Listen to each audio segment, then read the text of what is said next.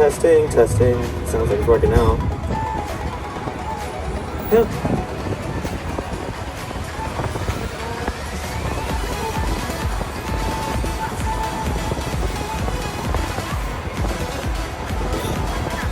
Right in the heart of Times Square. Of course, Times Square was not always known as Times Square. At one point in time, it was known as Long Acre Square, as it served as an early site for William Vanderbilt's American Horse Exchange back in 1904.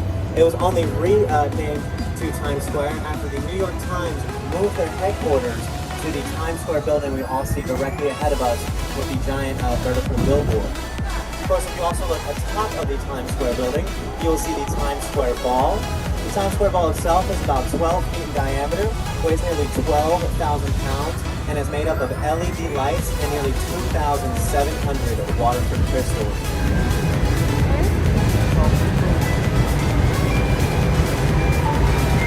If you want to just stay seated, please. Thank you very much. Stay seated. And of course, there's all kinds of things happening right here in Times Square. You can have some costume characters to take pictures with. They do have many live performances, street performances happening right here in Times Square. And every now and then, over to the right, they will set this up as a venue for concerts right here in the middle of Times Square. Again, logo going across the front. That is the Good Morning America building. In fact, if you come out early enough, at the front again, if you can just stay seated, starting in the red pants, thank you. So again, if you come out early enough, you can actually sit outside of the windows of Good Morning America and watch as they do their morning show host. All of the expenses for the building. In fact, on that billboard that we see right here in front of us, it costs about $6,000 per week to just put an advertisement on that billboard. And over to the right, we have the Hard Rock Cafe. At one point in time, the Hard Rock Cafe was the Paramount Theater, but now is a delicious cafe where you can be surrounded by plenty of rock and roll memorabilia from the likes of Elvis Presley, Bruce Springsteen, and so on. And of course, I did mention that Times Square is very well lit. In fact, Times Square in specific has a light level ordinance where all of the signs have to produce a certain level of light to even be in Times Square. So for example, the subway sign located to the right as you make the left, these subway signs here in Times Square are the only ones that are well lit as such because of the light level ordinance.